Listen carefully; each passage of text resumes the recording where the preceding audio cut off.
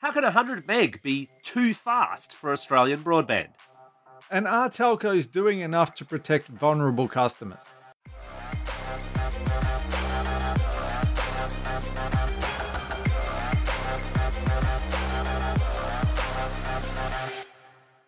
Vertical Hold is proudly brought to you by Aussie Broadband, changing the game with their award-winning network and Australian-based support. Hi there. Welcome back to Vertical Hold Behind the Tech News, the tech podcast where we catch up with Australia's leading tech journalists to dive into the big stories of the week. I'm Alex Kidman, and you can't keep a good man, or me, down. I'm back to steer Vertical Hold away from becoming Adam Turner's pet supply chain podcast. Nice try, Adam. I will win. One day, I'll get it. Well, we'll see. But while we're waiting, this week, Coles announced that it's trialling a virtual $2 trolley token to stop people nicking shopping trolleys. Adam, do you fancy giving Coles $2 for a non-existent coin? Well, let's just say I've spent more than $2 on some non-existent coins recently, and they keep plunging in value. So maybe Coles bucks might be a smarter investment. We'll get Elon to spruik them on Saturday Night Live. Look, that could be a winning strategy. I sort of get the idea that, there's so many times these days where I go to a supermarket, I don't have a coin on me at all. I've just usually got my phone. So maybe the idea has value, but maybe it's not that secure. Now, this week, we're back on the telco beat, and that means it's time to once again welcome Chris Duckett from ZDNet into the virtual Vertical Hold studios. Chris, how long do you reckon it will be before hackers get access to Coles' virtual $2? Oh, look, seconds, maybe minutes if we're lucky. Yeah. Virtual tokens from a supermarket? Yeah, nah, that's, yeah. What could go wrong? Exactly. Chris is joining us because it's a big week for both telco and broadband news. Firstly, we've got a new government, which means yet another new plan for the NBN, so we need to discuss what Labor's got in store for us. And while people are perhaps dreaming of faster broadband, the ACCC is getting concerned that 100 meg or faster plans might be too fast for many Australians. And we'll dive into the details and the logic on that one later. But first, let's jump over to the other side of the telco coin. The ACMA, the Australian Communications and Media Authority, has released a new statement of expectations around improving outcomes for consumers in vulnerable circumstances. Now, most of us might not think this should be a problem, but the issues for those living on smaller incomes, where telco services can be a big drag on their finances, is quite real. Chris, what is it that the ACMA wants? The ACMA wants them to be nicer. I wish flowers on their birthday. I really happy do. Waves and smiles. Well, with most things that come out of ACMA, I really, really do wish it had like a big stick behind it, because it is a statement of expectations. It's, we would like you to be nicer. So because the thing is yes, in the past, the telcos have ripped off vulnerable people, kept them on plans they shouldn't have been, all that sort of stuff. And there's this statement that basically says, look, you need to train your people to be nicer, recognize when someone is in a vulnerable circumstance, and don't rip them off. That last bit's my paraphrasing. But you've got the thing of be nice and don't be a dick versus capitalism and I want my sales commission because I'm a sales guy in a telco store. And usually the sales guy's commission wins out over be nice. And there's a history of this, isn't it? Some of the telcos have been done in the past by the regulator for not doing the right thing by people. Yeah, and the big one there was Telstra, which got completely hauled rightly for taking advantage of Indigenous people and loading them up with prepaid plans or postpaid plans, that they couldn't afford. And, to the point where Andy Penn had to actually apologize for that. So it's a pretty big thing. And you see this sort of stuff happen all the time. Like almost any time you guys let me out of the Vertical Hold basement, we're talking about a telco's had to refund this or they've failed to do this. The reason why I don't typically get excited about when ACMA does this sort of thing is that what happens is most of the issues are self-reported. And then basically the telcos get slapped with a wet lettuce because the simple fact is if the telco didn't tell ACMA, would ACMA actually know what was going on? if the statement of expectations was followed up with something with like, we're going to sue the nuts off you if you screw this up, then that would be cool. But it'll probably just be, oh, yeah, okay, sign this enforceable undertaking. But if you do it again, we'll see you in court, we promise. And then they do it, and they're like, oh, we'll take you to court next time. Don't do it again. So that's the thing with ACMA. So the ACMA statement actually does seem to have some research. It does seem to have some stuff that might not have been telco reported. I mean, just quickly skimming over the numbers. For consumers with a disability, 43% of consumers there reported a negative experience with their telco. As you said, Indigenous Australians increasingly reporting issues, and that also that their hardship programs, what they actually do, even when you do report, were insufficient. Yeah, you've seen a bunch of stuff come out around ACMA and the interaction of the telcos that the telcos have been training their people to recognize hardship. When someone, say, calls into the call center and you've got to, you can't sit there and upsell them because they're in hardship. You're not meant to do that. And stuff like, putting penalty fees on someone that is in hardship is just, they're struggling to pay the regular bill, let alone when you throw something extra on top. So, I mean, they're slowly coming around. It's very slowly. And it would be nice to say that this was the start of something better. But like I said before, I just get the feeling that sales commissions are going to ruin this for everyone again.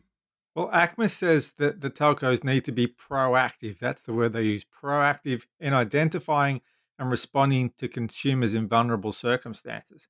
So does that mean basically they're going to have to build a thing into their script that says, do any of these things apply to you, X, Y, and Z? Because proactive must mean asking. Yeah, and also the moment somebody sort of says, I'm having trouble paying, you basically, please examine the flow chart, drop them into the hardship. Like, yes, they would have to do that. If you can't afford to make this phone call, please press 3. Yeah, except where I can't afford to make the phone call because I'm out of credit. But actually, I brought that up as silly as it is because they did also identify, and you're right, sales commissions and sleazy types in stores are part of the problem. But they also identified that online terms and conditions, where there isn't really a salesperson pushing a product, it's just the company, were insufficient. They didn't always cover key terms, that they didn't make it clear, or it was hard to look up larger areas of detail. Again, this feels like just a reverberating story. Wasn't this the whole thing that was it consumer information summaries were meant to deal with back in the day? That whole 1 page of detail. I'm sure a couple of 100 episodes ago we talked about those. Yeah, exactly. I mean, we should just be thankful that the T's and C's links sometimes work on telco sites, I feel. Because most of this stuff's buried right in the back of the sitemap. And if there's been a redesign, someone probably hasn't ported that across.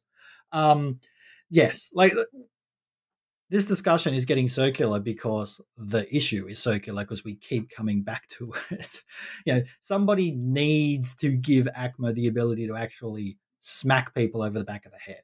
That would solve this once and for all, because what's going to happen? They're going to rip people off, and then we're going to see another release out of ACMA saying, oh yeah, they're refunding it. But the time between you rip that person off and they get their money back can be an awful long time, and we're talking years here. It doesn't help someone that's in hardship now knowing that in a couple of years they might get their money back. So is the problem here that we've got a few different watchdogs at play? Because just for people who are trying to keep up with the acronyms, ACMA is the Australian Communications and Media Authority. But when we talked about that example where Telstra got fined $50 million for exploiting Indigenous customers, that was the ACCC. So that was Australian Competition and Consumer Commission. Does that mean that the ACCC has more power to smack people around than ACMA, or how does it all work? It probably comes down to the personality of the agency, for lack of a better description, in that the ACCC doesn't have any trouble dragging people to court. Hulk smash. At least compared to ACMA. ACMA is much more conciliatory. It doesn't want to be so much of a overseer as it wants to be your friend kind of thing. Whereas whereas the ACCC is just sort of like, we'll see you in court, bro, if you disagree. So it's just the different way the agencies work. ACMA doesn't have as many resources as the ACCC. So, they've also, if they're going to drag people to court, they need to make sure it's a sure thing. I mean, it would be nice if there was an ACMA person, in the telco making sure they were complying with all this sort of stuff, but they're not that well resourced. So you mentioned this kind of being a circle that we just keep coming back round to it. How do we break that circle? What is it that, apart from the threat of fines, which would be good, I think it would be a good punitive measure, but apart from that, what is it that the telcos should be doing apart from these kind of generally warm ACMA statements about be fuzzy and nice? What kind of specific things do you think that they need to make it easier for people who might find themselves in hardship? And there's a lot of research that suggests that at some point in your life, you are probably going to be in financial hardship. Yeah. What should the telcos do in terms of plans and presentation and processes that they're not doing now outside the don't rip people off, please? Funnily enough, I think that they're slowly walking down the correct path. So if I was going to do anything, it would basically just be, could they just speed up that treadmill? Because they're basically heading to the right place. It's just, it takes freaking years to get there. That's the problem. If we have this discussion again, heaven forbid, in a decade, we'll probably be talking about, remember when they were really mean and now they're only kind of mean? So it would just be nice to get to that destination quicker. So, unless you've been hiding under a rock, you're probably aware that there was a federal election quite recently. And don't worry, we're not about to become a politics podcast to speak of. Boo, but politics and supply chain, come on. Perfect partners. Quiet, Turner. I'm in control. This isn't a democracy. We have a new government. We have Labor in control. We did discuss this a few episodes ago, but now we have this new government. Chris, do we know what they've said in relation specifically to vertical hold soup du jour, the NBN? Yeah. In this world now of apparently full communism that we've entered into, what is Albo going to do for us? Well, so he's going to basically get 1.5 million people better NBN. The asterisk mark on there is that when people are moved off fiber to the node, there's going to be about 1 million premises still left on it. So we're once again going to play NBN lottery time. You could be somewhere nice and that is lucky enough to be upgraded to full fiber, have the opportunity to upgrade to full fiber, I should say. And good on you, hooray! But there is we're not removing copper from this network. The other thing that they are doing, which is good, is basically trying to get more people off the satellite, get some more fixed wireless into more remote places, and lessen the load on that as well. And that's another good thing as well.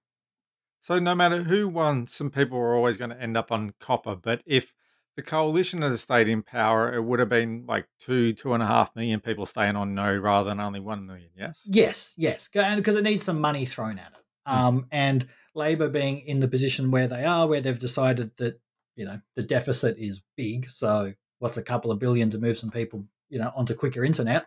They're not too fussed by that number. So they're doing it. It's just, I'm sure that it's something that, NBN and the government ran the numbers on, and the government was just like, no, we're drawing the sort of line here, or NBN said we're drawing the line there, that's what's palatable. And this is still, as we've discussed on the show before, this is still under they're rolling fibre down the street, but you've got to order a service before they'll roll fibre into your home. Exactly. Yeah. That's why before I said you have the opportunity, because just because you're named as a suburb does not mean that someone is going to come out one day and automatically upgrade your line in. You have to place an order for 100 megabits per second or quicker. Is it still that? Because I was going to say, I'm doing this off the top of my head, but I thought I read that they were going to change that so you don't have to order 100 meg or faster to get the fiber. You guys are looking at me blankly, so maybe I imagine this. Yeah, it would cost. The thing was, it would cost more than a few billion to do this, because all the cost in doing that is in labor. So they kind of want to, they want to do it on demand, because poor old grandma doesn't necessarily even know what full fiber is, bless her. But the people that do care about it will place an order and they'll get an upgrade and off they go. Any changes to HFC? Not that I'm aware of.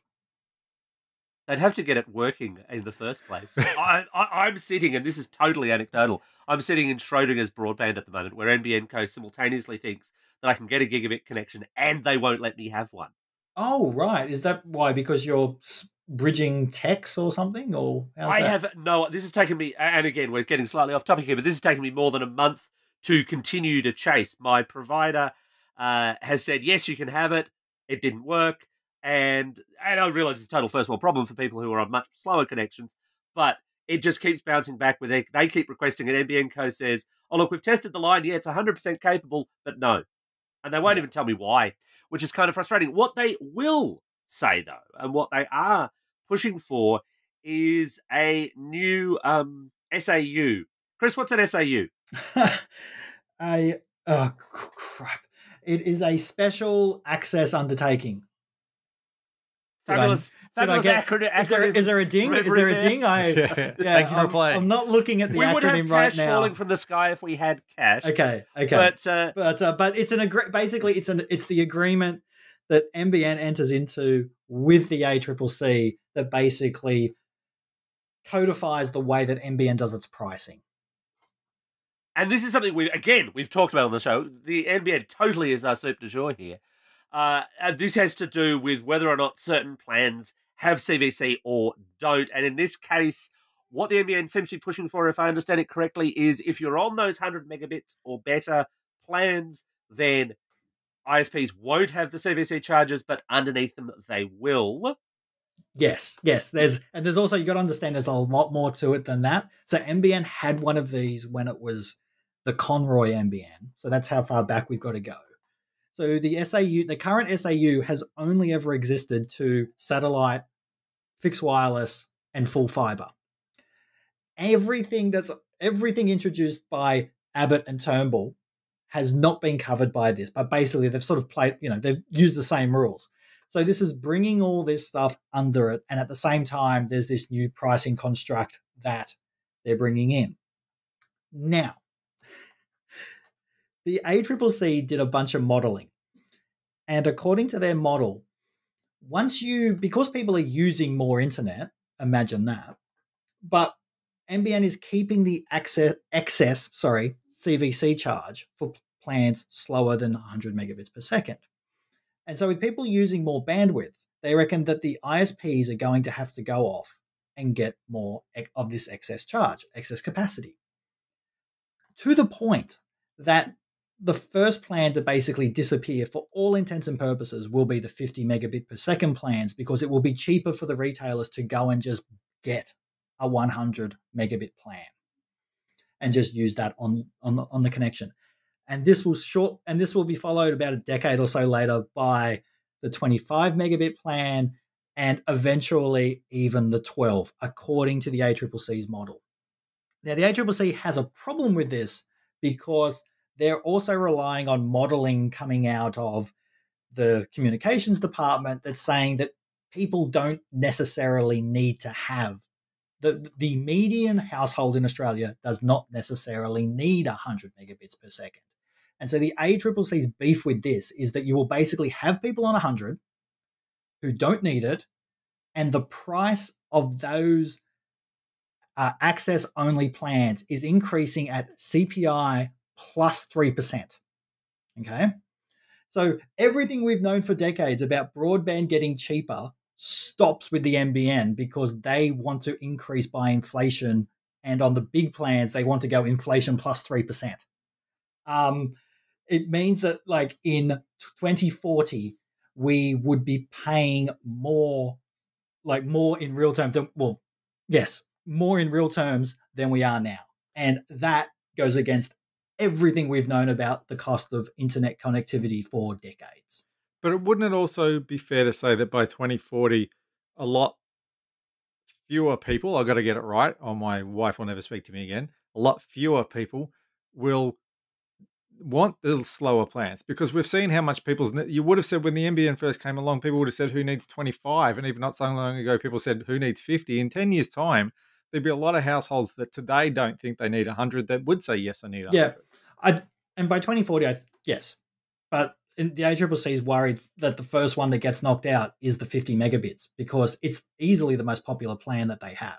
And whenever you see NBN doing all this discounting, which is something that they've said they're going to stop with this new undertaking, but whenever they're doing a lot of this discounting, you see the ISPs themselves, they bounce the users around. Now, sometimes your ISP might go, hey, we're just giving you a free upgrade. And in the back end, it turns out because that's cheaper than the plan that you were on to them, wholesale-wise. And so you see these, every time the ACCC does these quarterly releases of numbers of who's on what plan, you see these massive jumps, typically between 150. And that's got to do with the discounting that NBN is doing. So by the time we get to 2040, yeah, everything you say there, I agree with. But they're worried that the 50 megabit plan will disappear, within a decade. But, I mean, we've seen this before. The 12 megabit plan exists, but it's actually kind of hard to get one out of a telco right now. They've all pretty much said, look, there's just no money to be made on the 12 meg plan. We'll put you on the 25 for about the same pricing. This feels, in a sense, like it's market economics at play, especially when you consider for those people for where, and I don't want to say that people don't necessarily need or want slower speeds, because there are circumstances where that makes sense economically and for whatever your lifestyle may be, but we're seeing mobile technologies, we're seeing competing technologies thrown out there into that mix where perhaps the added latency of wireless and things and 5G and so on might not be so much of an issue to those users. No, it might not be. And the thing to keep in mind is that all that mobile stuff is going to get cheaper. Like, we know that that's going to happen because that's going to continue doing what history has dictated it does. The problem here is that all the NBN problems come back to this, but they always come back to this artificial capacity restraint placed on the network called CVC. The fact that NBN is obsessed now, it states in this SAU variation that it basically wants to maintain a very good commercial bond rating, which means they have to make money. And they have to make, you have to have solid profits in there to have the high bond rating they want. As well as that, they're also, funnily enough, obsessed with paying off the cost of building the network. And between the bond rating and wanting to pay off these billions in, that it costs to build this dang thing, it makes sense to look, like, from NBN's perspective, in a pure monetary thing, you're like, okay, I've got the network built, we're going to increase the costs. At some point, you're going to cross a line, a threshold, where everything starts paying for itself. And then that line just keeps going up because you've got to repay the last decade and a half. But from the real world, like, that makes no sense. Like, why are people going to pay more for 100 megabits per second for the next 20 years? Like, that's not how this thing works. And NBN's kind of in that situation where they're like, oh, but if people jump off our network, then we have to increase prices. Like, yes, that's right. So the short circuit there is either someone has to come along and say, don't pay off what it costs to build the network, which is the famous NBN write-down that NBN has said that they will not do, or we do go full communism and we just decide that it's a government entity and deficits don't matter. Let's bring all that onto the books for 1 year, blow the budget out by 90 billion. But, then you can turn around and go, hey, the cost that we've incurred, we can forget about that. We'll just supply a service. Have we got any indication from Labor that they're going to take a different approach to whether NBN has to pay off itself and if they want to sell the NBN? Well, it was Labor that set this thing up to be sold off originally. Yeah, but they set up a very different thing to be sold off originally. Let's be honest. They set up something that would have actually looked more attractive to sell. Well, yeah, but remember that Conroy also thought that people would want to invest in the company before it had sort of built anything, right? That's why this vehicle has been set up to always sort of been set up on a commercial basis, is because they were meant to have investors and, the various pension funds from around the world were meant to want to get in on the action, and no one ever did. Everyone's like, I can't imagine why. Yeah, exactly. You're burning how much money? And that doesn't work out. The copper? Yeah. But so no one jumped in when it was Conroy's NBN, and they sure as hell weren't going to jump in when it was Malcolm's NBN. So, I mean, the problem with NBN is it's just economics. It's not, the technology is, I mean, it works, I mean, it's not the best, but it works. But there's all these past sins and all this baggage attached to the company and the whole network. And Labor hasn't said that they're going to do anything like that. The full communism is just me coming up with one way to get around it, which is to treat it like the post office. It all started off with the Postmaster General, and it might all go back there. So, in terms of this SAU, where are we at with it? Is it written in stone that NBN Co can and will do this, or is it still consultation? It's a draft that's out for consultation, and I'm pretty sure that the retailers are looking at this and going, well, we've gone through a couple of months. We didn't think you'd actually do it. Oh my God, you have. You guys are crazy. You maniacs, you blew it all up? Yeah, basically. It's like, well, okay, turns out we might just have to run our whole networks off 5G in the future because we're not paying those prices, you idiots. Do we have a new communications minister yet? Not yet. Not yet. This election on a communications minister front was wholly disappointing. Basically, the shadow and the actual communications minister spent the whole time toing and froing about local content laws for TV and streaming. And basically, because the NBN policies, from a very high view, they're basically the same, right? Like the network's built, they're upgrading. It's just that the coalition was going to upgrade less. So we draw lines in the sand. We talk about Conroy's NBN, then we talk about Malcolm's NBN. We'll call this one Albo's NBN because we don't know who the communications minister is going to be. But is it likely that we will draw a line in the sand and look back and say that this is a new phase of the NBN? No, I think the line is the Conroy Malcolm line, because what we have now is a result of 2013. If that ship had kept on sailing, we would be, we would have a network that much more resembles Singapore and New Zealand. And we don't, because 2013 happened. And it's too late to go back. There's no way they would go to a full 93% fibre now. No, you've got the contracts in place. The thing is I'm sure that NBN can turn around and say, look, this thing is great in theory, but we're talking like, let's be optimistic and say that maybe 15% of the entire network is sitting there salivating for full fibre. That's hard to justify the cost to give something like 90-something% full fibre. So there's too much water under that bridge, unfortunately. And as you were saying before, like the other thing is, what do you do with the HFC? Because that technology is the next one to go. I mean, at least fibre to the curb is getting pulled out. It's going to be a full fibre thing. Where I am on fibre to the basement, that's a big question mark. How do you solve that? Because no one's worked out in the decade since how you run full fibre through an apartment building that was built in the 20th century. So there's a lot of all these. There's so many questions, and we're just too far down the track to do it. Again, I mean, if I could jump in the time machine, it would be much better to do the New Zealand and Singaporean style solution, where it was, you don't necessarily set up a company to build the network, but you do throw government money at the incumbent retailer or the incumbent telco, to build out the network. And then that money doesn't necessarily have to be recouped. Yeah, but to be fair to our politicians, it was our bloody incumbent telco that was the problem. Exactly. Yeah, they were meant to get that contract. Yeah, exactly. They were meant to get the contract. They put in a bullshit bid and the government called their bluff. Yeah. Yeah, I mean, maybe in that, maybe with that time machine, you might turn around and, actually beef up that Optus bid to actually build it so that they could actually do the dang thing. But yeah, I mean, so many, and we haven't even invoked baby Hitler yet. I mean, this time machine's got a lot of work cut out for it. Well, that just about wraps up another episode of Vertical Hold. Thanks to Chris for joining us. Nice to see the daylight again, gentlemen. I'll be heading back into the dungeon, I assume. Well, after a little while. First of all, you have to answer the Vertical Hold 3 questions of doom. You know 2 of them. You don't know the third.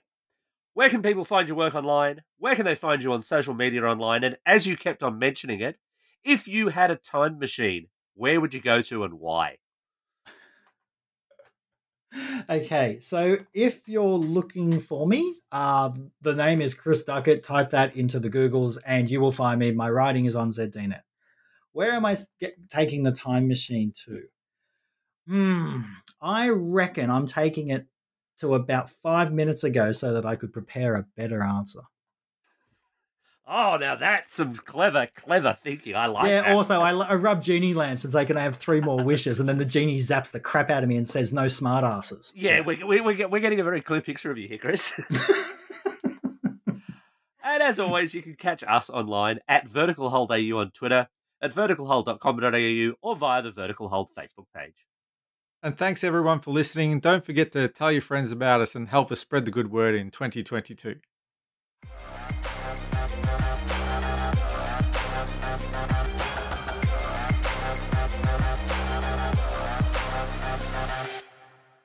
Vertical Hold is proudly brought to you by Aussie Broadband, changing the game with their award-winning network and Australian-based support.